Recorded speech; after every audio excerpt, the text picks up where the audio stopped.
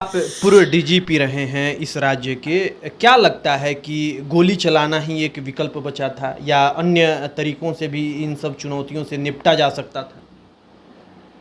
गोली चलाना देखिए अंतिम विकल्प है।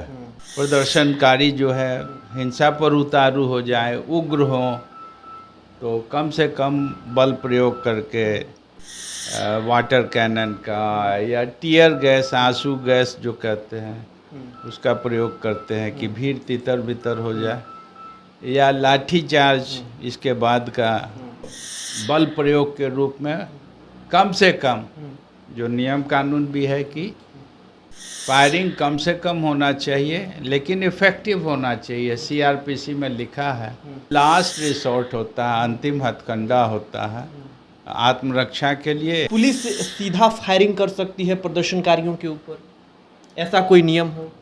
सीधे फायरिंग तो अब करने का प्रावधान नहीं है। नमस्कार, दर्श न्यूज में आप तमाम दर्शकों का स्वागत है। मैं आपके साथ चंद्रमोहन। कटिहार गोलीकांड को लेकर सोशल मीडिया में कई वीडियोज वायरल हो रहे हैं। हालांकि पुलिस के द्वारा एक अलग वीडियो जारी किया गया है जिसमें शरारती तत्व के लोग ही प्रदर्शनकारियों पर फायरिंग करते नजर आ रहे हैं और पुलिस ये दावा कर रही है कि प्रदर्शन के दौरान शरारती तत्व के द्वारा ही गोली चलाई गई है जिसमें प्रदर्शनकारियों की मौत हुई है।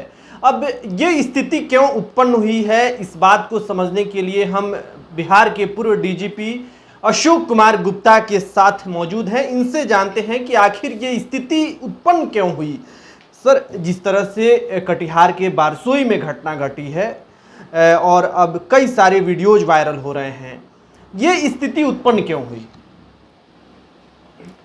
अब जो अखबारों और मीडिया के माध्यम से सूचनाएं मिली हैं उससे तो यही लगता है कि बिजली की जो आपूर्ति थी वो जितनी आवश्यकता थी उस हिसाब से कम था।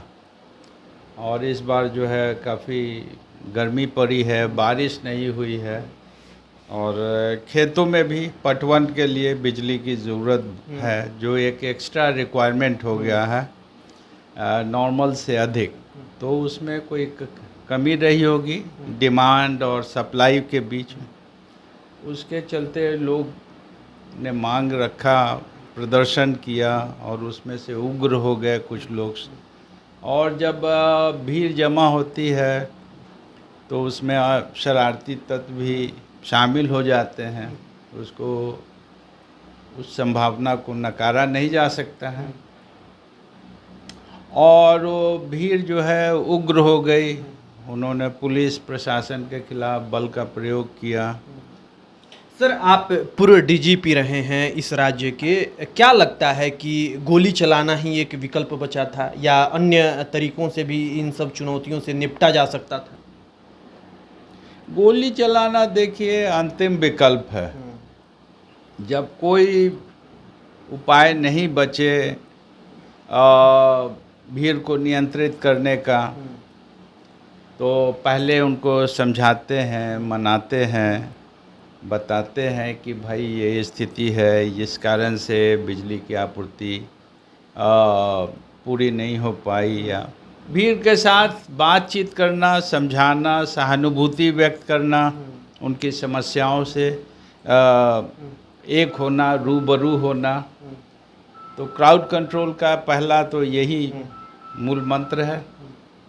और नहीं हो इसके बाद भी लोग, प्रदर्शनकारी जो है हिंसा पर उतारू हो जाए, उग्र हो, तो कम से कम बल प्रयोग करके वाटर कैनन का या टीयर गैस, आंसू गैस जो कहते हैं, उसका प्रयोग करते हैं कि भीड़ तितर बितर हो जाए, या लाठी चार्ज इसके बाद का प्रोसेस है। और इसके बाद भी अगर प्रशासन और पुलिस को लगता है कि हिंसा, आगजनी और ये इतनी अधिक है, इससे व्यापक पैमाने पर प्रशासन के लोगों को, पुलिस के लोगों को और आम जनों को जो है खामियाजा भुगतना पड़ सकता है, तो वैसे में अंतिम बल प्रयोग के रूप में कम से कम जो नियम कानून भी है कि फायरिंग कम से कम होना चाहिए लेकिन इफ़ेक्टिव होना चाहिए, सीआरपीसी में लिखा है। तो ये लास्ट रिसोर्ट होता है, अंतिम हथकंडा होता है आत्मरक्षा के लिए और भीड़ को तितर बितर, उग्र भीड़ को तितर बितर करने के लिए।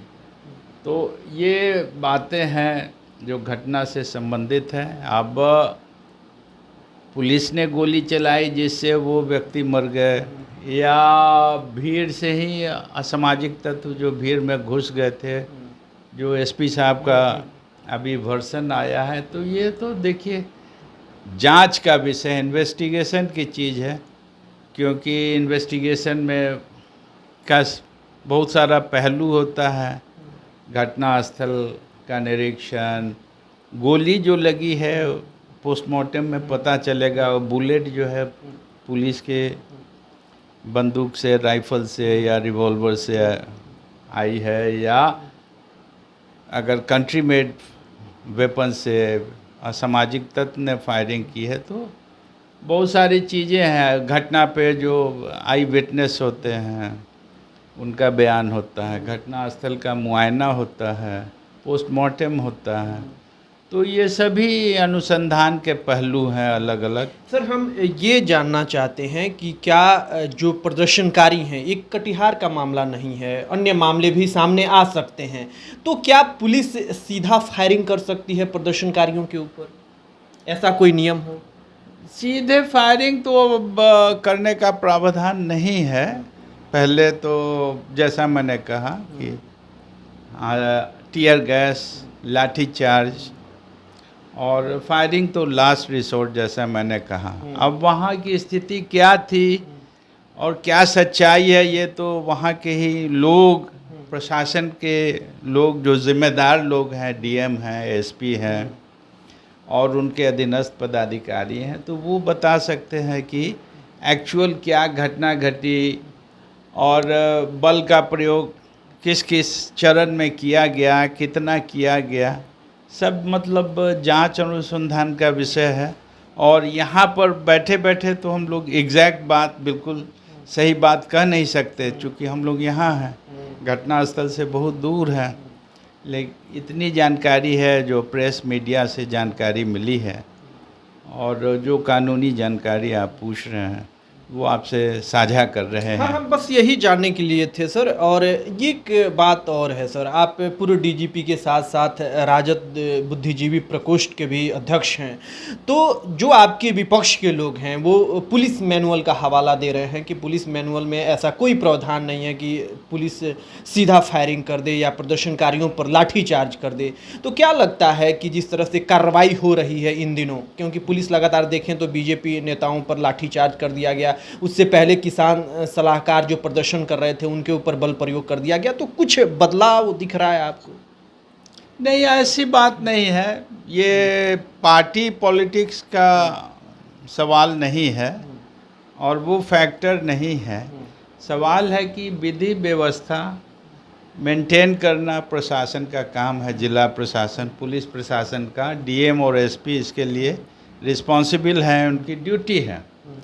अब भीड़ जो भी हो, किसी पार्टी की हो, भीड़ की बात है तो भीड़ है, उसका पार्टी से कोई संबंध नहीं है। भीड़ जो जिसका तेवर उग्र है, भीड़ जो हिंसक है, भीड़ जो लॉ एंड ऑर्डर डिस्टर्ब कर रहा है, तो बेसिक बात ये है, फैक्चुअल बात ये है, तथ्य ये है, और वो कोई भी भीड़ हो, किसी पार्टी की हो, वो रूलिंग पार्टी हो, अपोजिशन हो या आम भीड़ हो जो हिंसा पर उतारू हो गई है, तो उसको नियंत्रित करने के लिए कानून में प्रावधान किए गए हैं।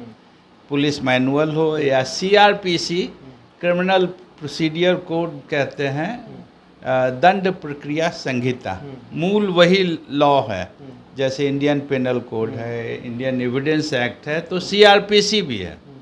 तो सीआरपीसी में इसका प्रावधान लिखा हुआ है कि क्राउड कंट्रोल कैसे करना है, कितना बल प्रयोग करना है, और जो हमने आपको संक्षेप में बतलाया कि बल कैसे प्रयोग करना है, बल कम से कम यूज़ होना चाहिए, लेकिन इफ़ेक्टिव होना चाहिए कि उतना बल आप प्रयोग करने के बाद भीड़ को नियंत्रित कर लें।